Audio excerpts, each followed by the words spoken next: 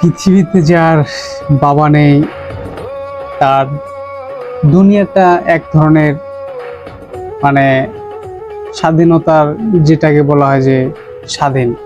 আপনাকে ধরা বাধা দেওয়ার কোনো কেউ নেই, শাসন করারও কেউ নেই।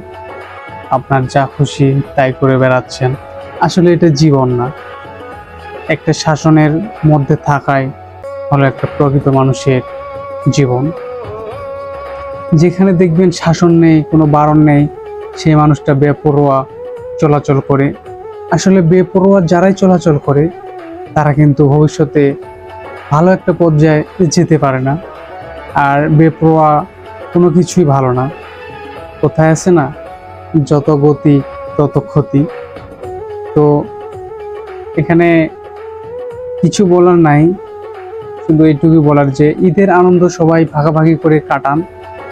আর ঈদে যেসব আমার ভাই বন্ধু, ছোট ভাই, বড় ভাই এবং কি আমার আত্মীয় স্বজন যারাই এই ঈদে বাইক চালাবেন, একটু সাবধানে চালার চেষ্টা করবেন।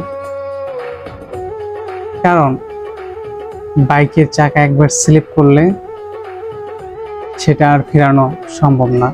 মানে সংক্ষেপে বললাম আর কি, যে বাইক অ্যাক্সিডেন্ট এতটাই ভয়াবহ যে আপনি যদি একবার বাইক অ্যাক্সিডেন্ট করেন, আপনার 90% থাকে মৃত্যুবরণ করার। কারণ তাহলে একটু ভেবে নেবেন যে বাইক অ্যাক্সিডেন্টটা কত পরিমাণে বিপজ্জনক। আর সবসময় লিমিটের মধ্যে চালানোর চেষ্টা করবেন। কারণ ভাই, সময়ের চাইতে জীবনের মূল্য অনেক বেশি। আপনি বেঁচে থাকলে এরকম হাজারো বাইক কিনতে পারবেন, চালাইতে পারবেন, সব কিছু করতে পারবেন। আর যদি আপনিই বেঁচে না থাকেন তাহলে এত দামি বাইক এইটা সেটা দিয়ে কি হবে? কিছুই হবে না। তাই আসুন সাবধানতার সাথে চলাফেরা করি, সাবধানতার সাথে যে কাজটা করি সেটা যেন সাবধানতার সাথেই করি।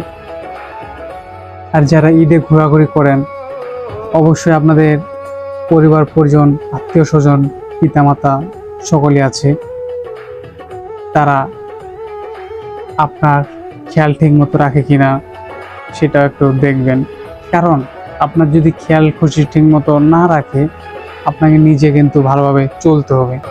কারণ নিজের ভালো আপনাকে নিজেই বুঝতে হবে, আপনার ভালো অন্য কেউ আসে করে দিবে না। ঠিক আছে, যে নিজের ভালো নিজেকে বুঝতে হয়।